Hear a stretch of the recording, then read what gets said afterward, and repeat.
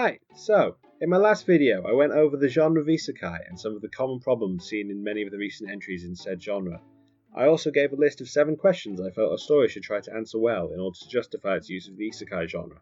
Today, I bring the promised follow-up to that video, in which I will be examining how Overlord Season 1 chose to approach these questions, which of its answers I would give a passing grade, and which I would brand as a capital F failure. Now, before I get into this, I know that Overlord is a show with a sizable following and a not insignificant amount of acclaim, which is kind of the reason why I picked it out of all the other candidates for this video. That means that I'll probably be in for a lot of grief if I don't put these 2 disclaimers in at the beginning of the video, although something tells me they're not going to help my case all that much. Disclaimer 1. I'm not here to trash talk the entire Overlord series. This video is supposed to focus exclusively on how the Isekai elements were written, and not to claim that the show as a whole is rubbish. If you really enjoyed the show regardless of the points I make here, or even if you disagree with me and think that things I see as problems are actually great, then all the power to you. Art is subjective, and I'm not here to tell you what you can or can't enjoy, only to make you think more critically about the entertainment you consume.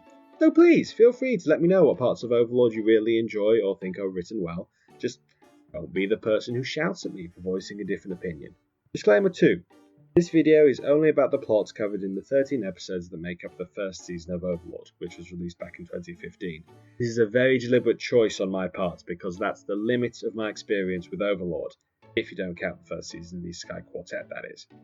I have not read the light novel, nor have I watched any of the later seasons, and I'll let you know up front that I have no intention of doing so. It will probably become quite clear over the course of this video why this is the case.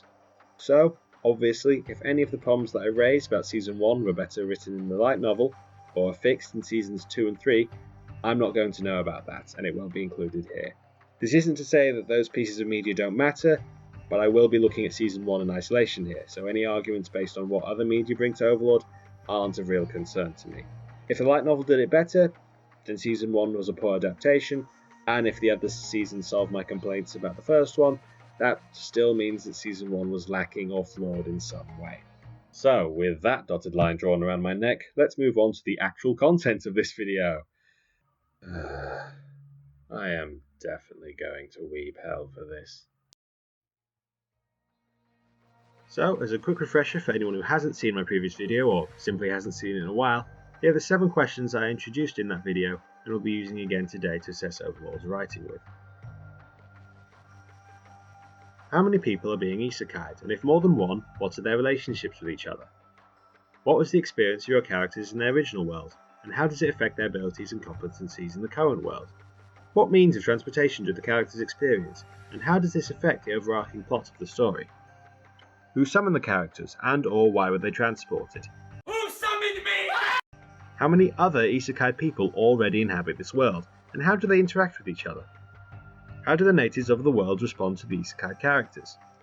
And what obstacles to adjusting to the new world do the characters face, and does their unique perspective as an outsider offer them any advantages over the natives? I figured I would divide these questions into 3 different groups based on how well I thought Overlord answered them. So we'd have a group of questions I thought Overlord answered well, a group I thought were answered poorly, and a group I thought were simply answered meh. Not good, not bad, just meh. Now, this is a video that focuses on critique and therefore is likely to get kind of negative at some points, so I thought I'd lighten things up early on and go with the things that I thought Overlord did well, the places where it justified itself as an isekai.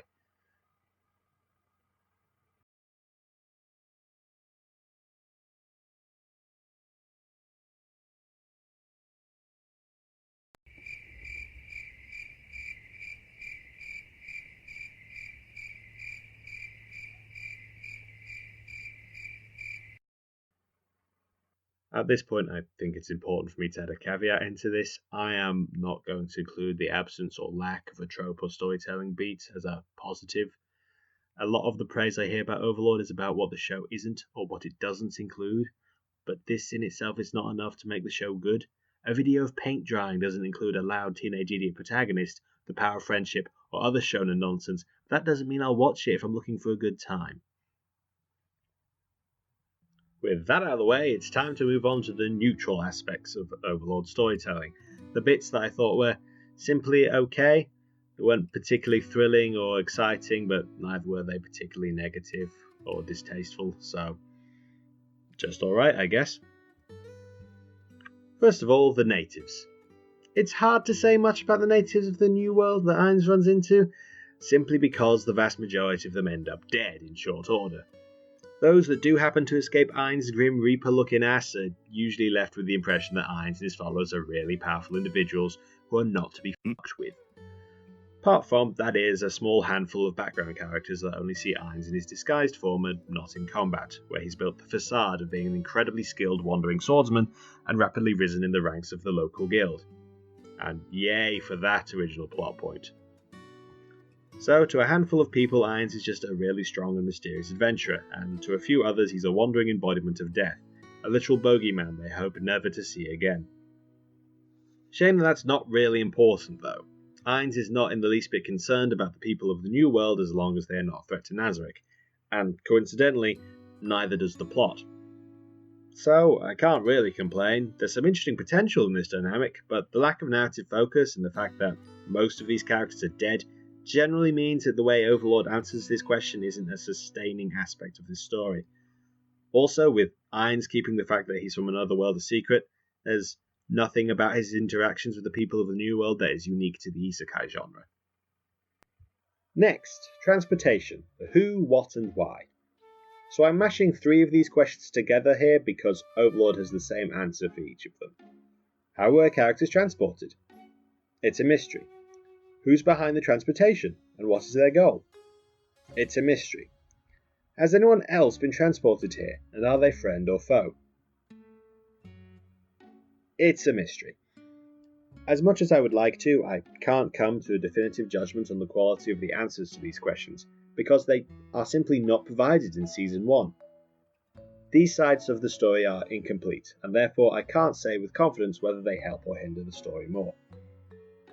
With that being said, whilst having a literal mystery in your story is usually quite compelling, that mystery cannot be praised without its answer.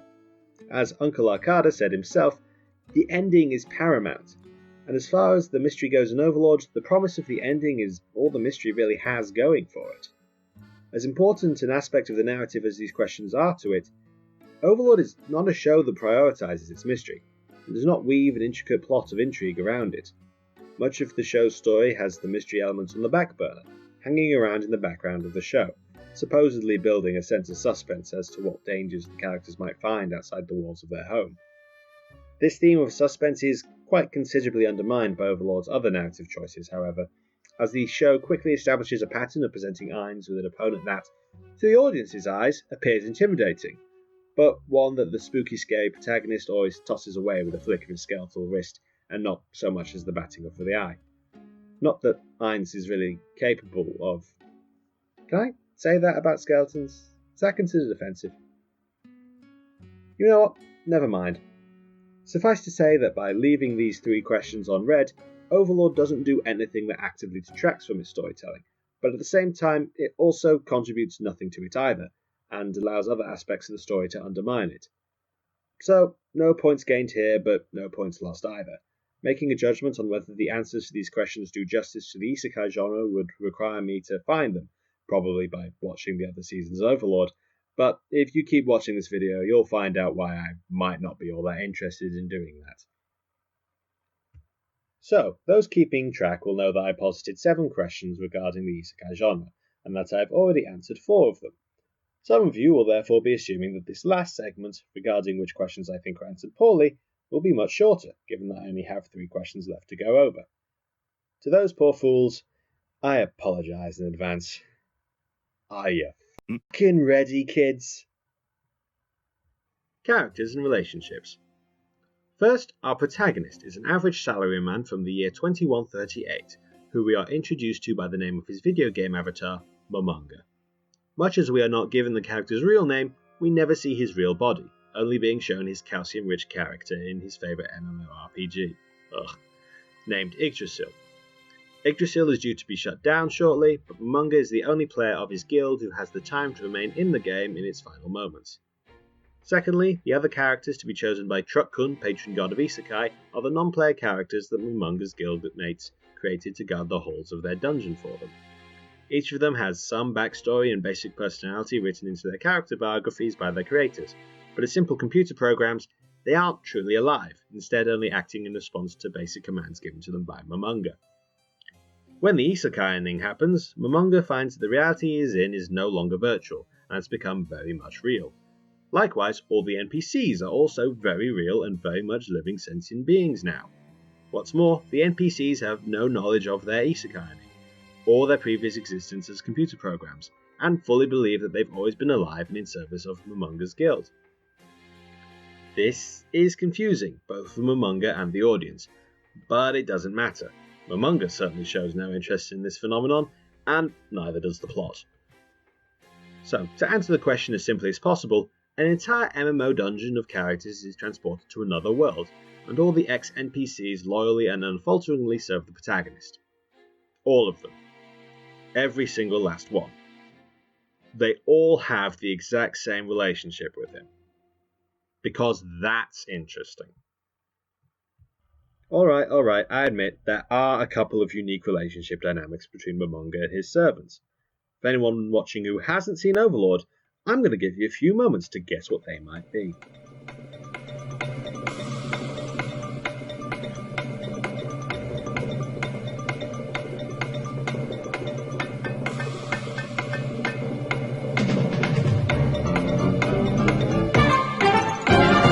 Time's up! If you guess anything other than harem, you have not seen enough Isekai yet. Yes, immediately out the gate, Momonga is presented with the affections of two of his servants, Albedo and Shaltir, who both seem aggressively interested in jumping his very literal bones and becoming the mother of his heir. Yeah, no, by all accounts it doesn't make any sense to me either. And what exactly is the reason for this strong bond between these characters? What is it about Momonga that managed to capture the affections of Nazarik's strongest women to the extent that they are chomping at the bit to start a family with him? What could our protagonist possibly have done to deserve this infatuation, given these characters have only technically been alive for a few minutes? Well, you see, before Nazarik got bippity-boppity-booped into a new reality, Momonga was dicking around in Albedo's character bio and changed it so that she was in love with him as a goof. As a goof. And they say romance is dead. As for Shaltir, we never get any insight into her feelings for her undead boss. She just sort of shows up, makes her introductions, and almost immediately asks if Momonga can be her bone daddy. We don't get any more than that. At all. These two literally fight to the death at one point, by the way. No, we don't get any additional insight into these characters then either. What, did you think these characters had backstories? The members of Nazarik were strings of code before this, and we never see Momonga outside of the New World or Yggdrasil. He's from the goddamn future, and we never get to see it. Why are you from the future? Why is that a detail? It never comes up again! So, apart from everyone being Momonga's servants and two of them wanting a bone from a skeleton, there's not much else going on between the members of Nazarik. Albedo and Shaltir are loud and petty rivals from Momonga's affections, because everyone loves that harem trope, and two of the floor bosses are siblings. Not that that matters. Other than that, everyone basically gets along like work colleagues, or at least they appear to in what little time we actually see them interacting with each other when Momonga isn't in the room. If any of what I just described to you manage to sound like compelling and entertaining character dynamics, I can guarantee you that they are not. The thing I should be drawing attention to is the way the Isekai plays into these relationships, as this essay is supposed to be about that first and foremost. And there's something really weird going on in this regard. Momonga, who takes the name Ainz Ul Gaon, the name of his guild, I'll be referring to Momonga as Ainz from here on out, joined Nazarik whilst the dungeon was still in Yggdrasil, and has spent enough time there, it seems, to have read and memorized all the character bios of his friends' creations. This means that he knows these characters well enough to talk to them like old friends. As for the other members of Nazarik, they have no memory of their time as NPCs, or at least they don't seem to realise they weren't always alive. Now, the convergence of these two factors makes it really easy for Ainz and the other members of Nazarik to move ahead in the plot, as only Ainz knows anything unusual is going on, and can very easily fill his role leading the other characters. Too easily, in fact. With the members of Nazarick not realising that they've been given life and Ainz acting as if nothing out of the ordinary is happening, the plot itself quickly drops any lingering questions about their characters, personalities, and relationships. This aspect of the story is swiftly streamlined, and there aren't any bumps or shifts in relationships throughout the show's 13 episodes. And that's including when Shouty is trying to kill Ainz. And this brings us back to that dreaded question. Why is this show an isekai? The isekai certainly doesn't hold any sway over the members of Nazarick, to the extent where, had the show skipped the first 10 minutes of its first episode and stripped any reference to Yggdrasil or Ainz' previous life from itself, it wouldn't make any difference. If Ainz was simply a newly created lich, or an ancient evil resurrected by his subordinates to reclaim a world that has forgotten about him and Nazarick, the dynamic between Ainz and his followers would still be the same. The fact that the members of Nazarick used to be NPCs in a video game is essentially meaningless in the story of Season 1, forgotten and brushed aside to make way for other, equally half-baked plot points. The only artifact of Yggdrasil that has an effect on character relationships in the New World is Ainz' editing of Albedo's bio. I'm not a particularly huge fan of that story beat. Whilst we're here, I might as well also discuss the way Overlord tackles another of my isekai questions. What about that backstory though? As I explained before, what little backstory we have on Ainz is that he's a roleplayer who played a lot of Yggdrasil whilst he was still human. This helps him out in the New World in two ways. First, Ainz' time spent role-playing as the leader of an evil dungeon in Yggdrasil makes it very easy for him to play the role as the leader of an evil dungeon in the New World. With a little help from a character development inhibitor, I mean plot magic, Ainz is able to almost flawlessly create the facade of the cruel, calculating and wicked lich the inhabitants of Nazarick expect him to be. He's so good at it, in fact, that at no point does the fact that he's actually just pretending to be an evil lich ever cause suspicion, doubt or conflict either internally or between him and his subordinates. Which is fine, because the show also just forgets that he's not an evil lich almost entirely as it progresses.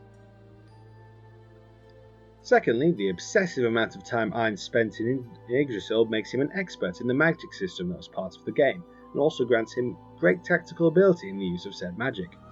Which is really convenient, because the New World has the exact same magic system, despite not actually being Yggdrasil. It's very important not to be confused here, but the New World is not Yggdrasil, despite having the exact same spells, resources, and items. Oh, so I'm told.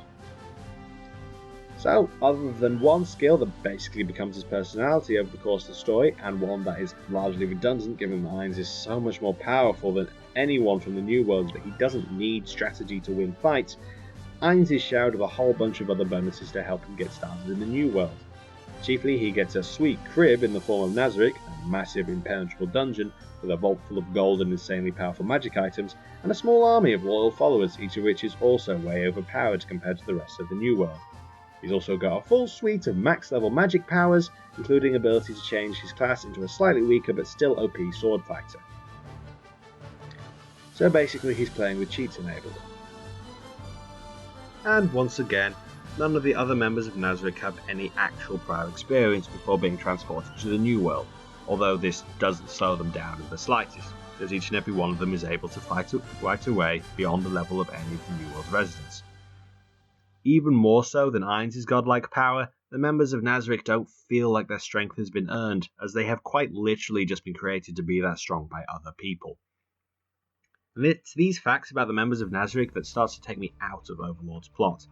Having characters that just are strong isn't particularly compelling, but Overlord's writing goes a step further and asks us to be invested in characters that just are. They exist simply because they were created by Ainz' guildmates. Everything about them, from their appearance, their personalities, to their memories, are a fabrication, something made up by someone in one of the worlds of Overlord. And they know this. They know that they were created by other people with names like Touch Me, and yet they still lack the introspection to realise that they weren't real people until someone yeeted their home through the multiverse into the massive trash pile of generic fantasy worlds Truck-kun and the other Isekai gods must have lying around somewhere. How fucking basic are you all? And the fact that these characters are fictional in their own story makes me highly aware that they're just fictional in my own reality as well. When consuming a piece of media, I like to suspend my disbelief a little and pretend just for fleeting moments that these characters and their stories are real. It's the only way to really connect with characters, to empathise with them in the way that gives these stories meaning. And that empathy is strained somewhat when every time I see Albedo, she essentially starts screaming about how much she loves Ainz because he wrote her that way. Reminding me that these characters aren't real is a real fucking fast way to stop me from caring about them, and I was having a hard enough time being interested in these insufferable bootlickers as it was.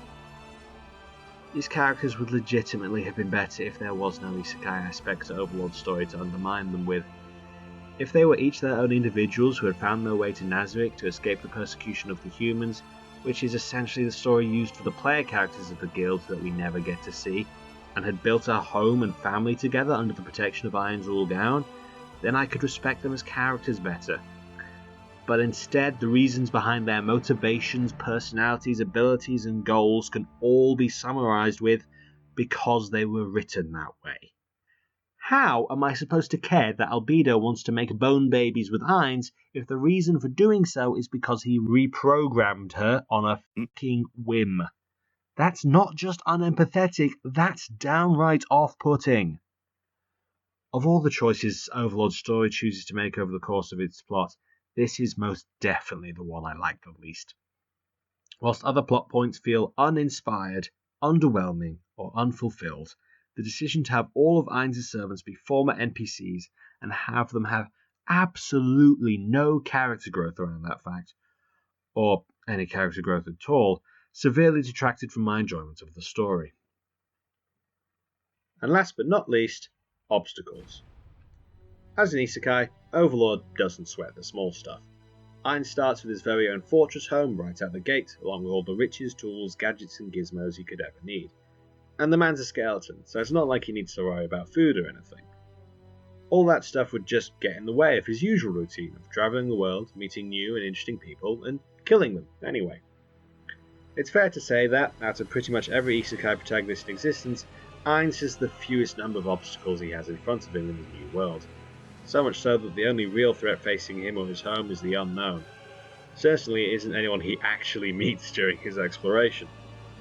But the possibility that something out there might be strong enough to challenge him is serious enough for Ainz to make him take every measure to scout out any potential threats, making sure not to allow himself to stumble across an opponent too great for him to defeat. Which, would be fair enough if it wasn't for the fact that this caution is barely rewarded by the plot at any point. Every fight Ainz gets into is one with ease. There's not a single physical threat throughout Season 1's 13 episodes that Ainz can't overcome. The biggest danger he has to face is his own subordinate, when she gets mind-controlled, and despite how much the show tries to hype up the fight, Ainz' magic is so strong and his tactics so brilliant that the fight was won before he even stepped on the battlefield. The man's like if someone combined all the worst parts of Superman with everything people hate about Batman. So, in short, the new world of Overlord is utterly devoid of any significant obstacle or threat for this protagonist to overcome, and even more annoying, the show still tries to maintain a sense of danger, only to reveal this to be a fake out every time. Furthermore, Ainz' role as an outsider to the new world is largely unrealised. His ignorance to the new world allows him to act as the vehicle for the show's world building, but Ainz brings nothing from his odd life with him beyond his experience with Yggdrasil. The main advantages for Ainz has over the inhabitants of the New World are his extensive resources and his magical powers, both of which very conveniently work in the New World as well as they did in Yggdrasil. His experience in the real world of 2138 is completely irrelevant. The only lingering element of Ainz' backstory is his loyalty to his fellow guildmates and his desire to protect their creations. But there's very little in this aspect that really justifies Overlord for being an isekai. Being from another world provides Ainz with next to no benefit, and it doesn't hinder him either, as his ignorance doesn't ever come at the cost of something he or the audience cares about. The story of Overlord could probably happen quite easily without any isekai elements being in it at all. And with that, all my questions have been answered. As you can probably tell, I am not the biggest fan of Overlord Season 1, or how it incorporated isekai elements into its story. At best, these elements were usually underdeveloped but inoffensive, but at worst it actively hampered my enjoyment of the show. I honestly believe that Overlord being an Isekai is unnecessary, and that the story would work much better as a straight fantasy. Which isn't to say that the Isekai elements Overlord uses are irredeemable, but they would have had to be a lot better written than they were, and the narrative focus of the story might have had to change significantly to do those elements justice in some cases. But that's another essay for another time. Now, I'm just a guy without a mic, and I'm sure you all have your own opinions you'd like to share on the subject. Perhaps you really like some of the aspects of Overlord that I criticised. Perhaps you would also prefer the show if it was a pure fantasy. Or perhaps you have a pitch for how you would improve the show's answers to my questions if you were in charge. Whatever your opinion, I'm sure I'm going to learn a lot from your responses. And if you agree with what I've said here and would like to hear more of my garbage opinions, feel free to let me know too. I'm always down for little external validation. Until next time, have a good day, and may Truck-kun bless you with his mercy. Amen.